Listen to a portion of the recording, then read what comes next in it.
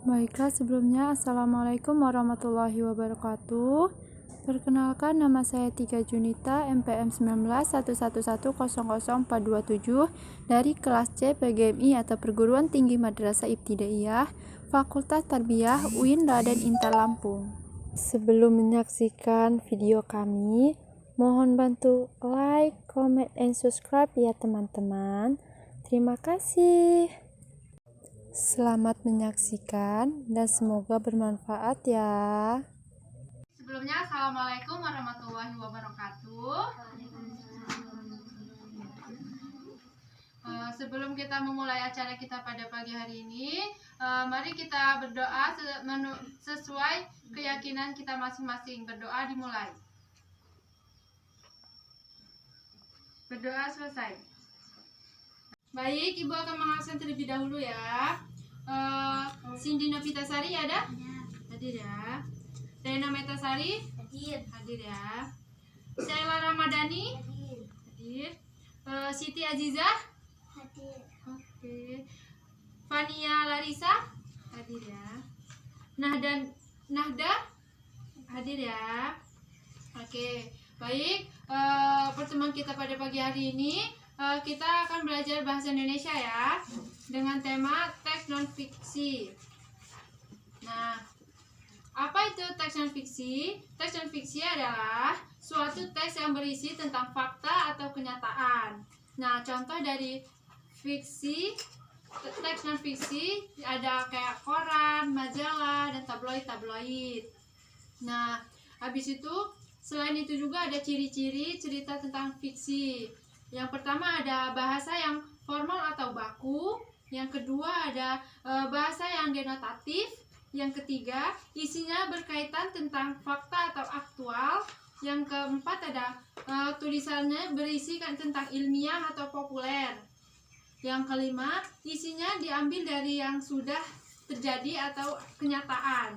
Nah, selanjutnya ada bentuk karangan non fiksi. Contohnya itu seperti riwayat hidup.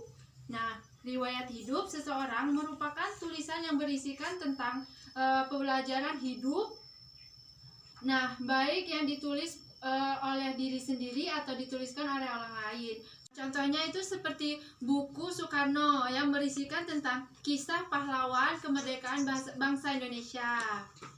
Nah, selanjutnya itu ada jenis-jenis biografi. Yang pertama itu ada skripsi yang dibuatkan oleh mahasiswa-mahasiswa. Yang kedua ada kayak majalah.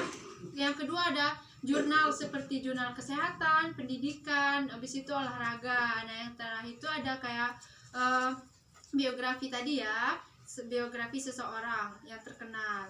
Nah, selanjutnya itu ada hubungan antara teks dengan makhluk hidup. Hubungan teks non-fiksi terhadap makhluk hidup. Nah, setiap makhluk hidup pasti membutuhkan lingkungan sekitar yang sesuai dengan kebutuhannya ya. Nah, apa itu lingkungan? Lingkungan adalah segala sesuatu yang berada di alam sekitar kita yang dibutuhkan oleh setiap makhluk hidup. Nah, dalam lingkungan juga terdapat dua bagian, yaitu makhluk hidup dan makhluk tidak hidup. Makhluk hidup itu dikenal dengan biotik, sedangkan makhluk yang tidak hidup dikenal dengan abiotik. Contoh dari makhluk biotik atau makhluk yang hidup yaitu seperti hewan-hewan, tumbuh-tumbuhan, dan makhluk hidup lainnya. Sedangkan yang bagian abiotik atau yang tidak hidup itu seperti udara, mata air, habis itu air, sungai, dan matahari. Nah, selanjutnya itu cahaya matahari dapat menghangatkan air, udara, tanah. Nah, agar dapat mendapatkan suhu yang sesuai dengan kebutuhan makhluk hidup lainnya. Nah, cahaya matahari juga membantu tumbuhan untuk membuat makanan. Seperti air dan tanah juga bagian penting dari sebuah tanaman. Air yang turun dengan berbentuk hujan akan dimanfaatkan oleh tumbuhan dalam pembuatan makanan, dan juga akan dimanfaatkan oleh hewan-hewan yang ada di bawah tanah seperti hewan cacing. Nah, cacing juga akan berkembang biak jika tanah subur seperti yang kena air tadi. Nah, selanjutnya ada makhluk hidup yang tidak makhluk hidup dan makhluk yang tidak hidup atau biotik dan abiotik. Nah, makhluk yang tidak hidup di sebuah lingkungan saling berinteraksi dan saling bergantung satu sama lain. Nah, interaksi antara makhluk hidup dengan benda-benda yang tidak hidup disebut dengan ekosistem. Di dalam ekosistem juga terdapat 3 bagian. Yang pertama ada individu, populasi, dan komunitas. Nah, apa itu pengertian dari individu? Individu adalah makhluk hidup yang tinggal, makhluk hidup yang tunggal. Contohnya seperti seekor singa, seekor kambing, seekor kerbau, seekor ular, seekor cicak, sebuah tumbuhan teratai. Nah, selain itu juga ada populasi. Apa itu populasi? Populasi adalah kumpulan individu yang sejenis yang menempati suatu tempat tertentu. Contohnya itu seperti di sebuah hutan terdapat populasi tumbuh-tumbuhan seperti pohon-pohonan. Nah, terdapat sebuah rumput-rumputan, sebuah lumut-lumutan, dan sekumpulan hewan-hewan. Selanjutnya itu ada komunitas. Apa itu komunitas? Komunitas adalah populasi makhluk hidup di suatu tempat atau daerah tertentu. Nah, contohnya dari populasi yaitu komunitas sungai dan komunitas padang rumput. Baik, itu tadi pembelajaran kita tentang non-teks yang berhubungan dengan makhluk hidup. Baik, udah selesai ya. Baik, siapa yang akan membacakan hasilnya? Ada? Ya, Sela, tolong bacakan biar teman-temannya bisa mendengarkan hasilnya. Kucing adalah binatang karnivora berkaki 4 dan berbulu tebal. Kucing merupakan hewan yang mengayukan. Kucing memiliki bunyi yang menyaring.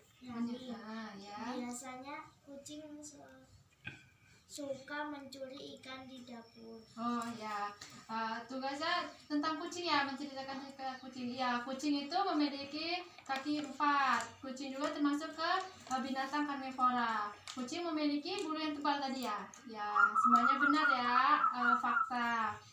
Selanjutnya, Ibu akan mengulas materi kita pada pagi hari ini. Siapa yang masih ingat tentang makhluk hidup atau makhluk hidup yang tunggal? Siapa yang masih ingat contohnya? Ya, siapa? Seekor kambing, seekor kucing, seekor singa. Oh iya, benar ya. Contohnya itu seekor kambing, seekor kucing, seekor singa. Nah, selanjutnya itu ada populasi. Apa itu populasi tadi?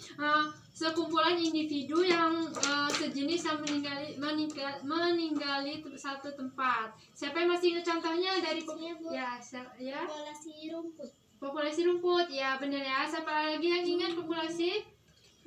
Populasi tumbuh-tumbuhan. Iya, populasi tumbuh-tumbuhan, benar ya. Selanjutnya itu ada komunitas. Siapa yang masih ingat dari contoh dari komunitas? Komunitas sungai. Oh ya, benar, komunitas sungai. Satu lagi tadi ada apa? Saya Bu. Ya. Komunitas padang rumput. Ya, benar. Ada komunitas sungai dan komunitas padang rumput. Benar semua ya. Baik, sudah cukup pembelajaran kita pada hari ini, pada pagi hari ini. Semoga bermanfaat buat kita semua.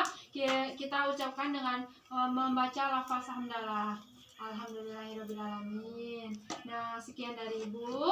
Ibu akhiri. Wabillahi taufiq wal hidayah. Wassalamualaikum warahmatullahi wabarakatuh.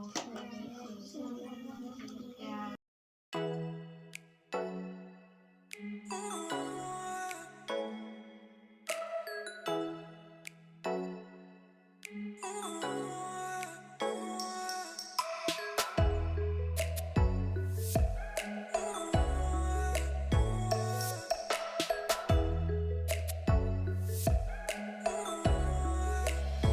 Sekian, terima kasih. Wassalamualaikum warahmatullahi wabarakatuh.